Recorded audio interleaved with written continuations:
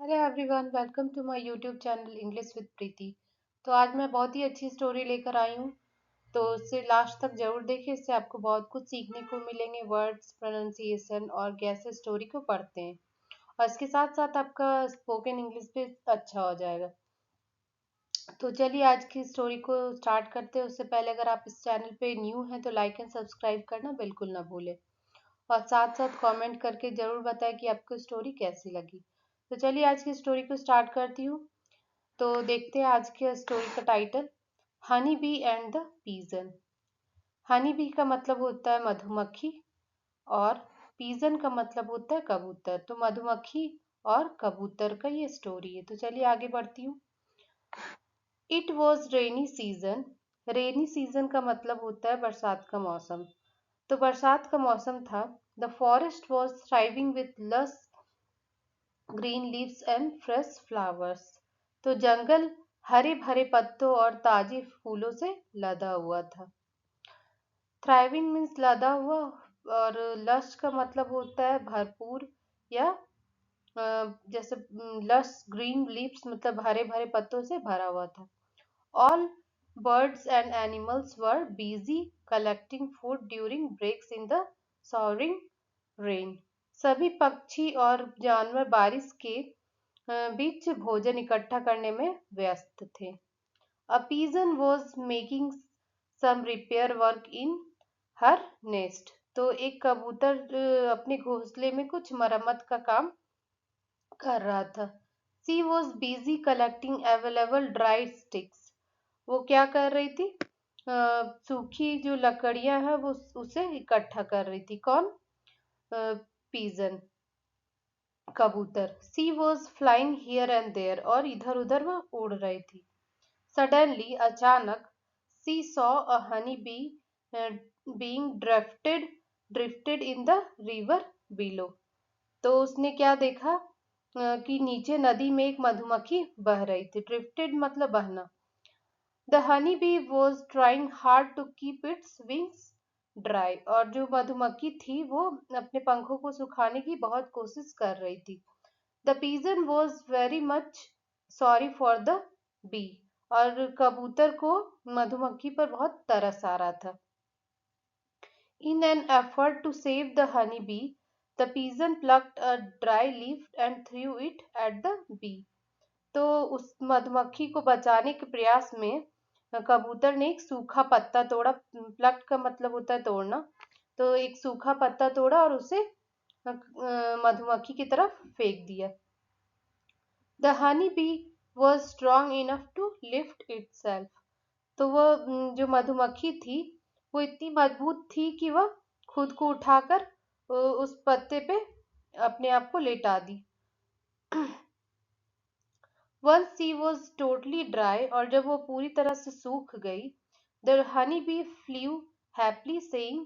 और वो जब पूरी तरह से सूख गई तो वो अच्छे से उड़ गई और बोली, डियर फ्रेंड, प्रिय मित्र, I shall not forget this timely help. और मैं इस समय की गई मदद को कभी नहीं भूलूंगी। डेज पास्ट, और समय बीतते गए। ऑटम केम। ऑटम का मतलब होता है पतझड़। पतझड़ आ गया। Hunters paused the forest in search of animals to hunt. और फिर पतझड़ आ गया, शिकारी जो थे शिकार के लिए जंगल की तलाश में आ गए। शिकारी ये जानवरों के शिकार के लिए आ गए। कौन? शिकारी। They killed any animals they set eyes on. और उन्हें जो भी जानवर देखा उसे मार डाला। चलिए आगे देखती हूँ। A hunter managed to see the pigeon perched high on the tree. यहाँ perched का मतलब होता है बैठना। तो एक हंटर ने देखा कि पेड़ पर एक कबूतर बैठा था। He thought, उसने सोचा, what a lucky person I am. मैं कितना भाग्यशाली व्यक्ति हूँ। My wife shall provide me with tasty pigeon meat. और मेरी जो पत्नी है मुझे स्वादिष्ट कबूतर का मांस खिलाएगी। Oh, even thinking about it makes me celebrate, और ये सोचने के बाद उसका क्या होता है, लार टपकना स्टार्ट हो जाता है। यहाँ सेलिब्रेट का मतलब होता है लार टपकना। ही sucked some saliva dripping from his mouth, और वो अपने कुछ जो लार उसके मुंह से टपक रहा था उसे वो चूस लेता है, अंदर कर लेता है। He took his gun and started to take aim at the pigeon, और वो अपना बंदूक निकालता है। यहाँ कौन का मतलब है कि वो बंदूक, वो बंदूक निकालता है वह, और कौन शिकारी, और निशाना किस पे लगाता है, कबूतर के ऊपर।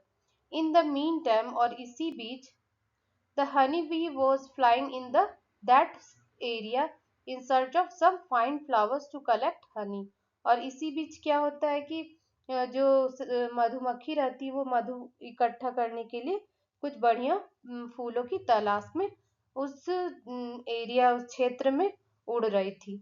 सी saw the hunters taking his gun, और उसने क्या देखा कि जो शिकारी अपने बंदूक को उठाए दिखा। सी लुक्ड अप, और वो ऊपर देखती है, and saw the pigeon sitting there, और क्या देखती है कि कबूतर वहां बैठा दिखता है उसे। सी थॉट, और वो सोचती है, हॉली गॉड, हे भगवान, the hunter is going to shoot the pigeon that saved my life. तो वो क्या सोचती है कि ये तो वही कबूतर है जो मेरी जान को बचाया था जिसने। With this in her mind, she flew straight at the hunter and stung him, और वो क्या करती है ये सोचते हुए वो शिकारी की तरफ उड़ती है और के जाके उसे डंक मार देती है। यहाँ स्टिंग का दूसरा फॉर्म, वर्ब का दूसरा फॉर्म है। The Hunter shouted in pen and his aim missed, और वो शिकारी जो है दर्द से चिल्लाता है, उसका निशाना जो रहता है चूक जाता है। The bullet passed away without any harm, और जो गोली है बिना नुकसान के निकल जाती है। The pigeon heard the hunters sound as well as that of the gun, और जो कबूतर रहता है वो बंदूक की आवाज को सुनता है और साथ साथ क्या देखता है, शिकारी को।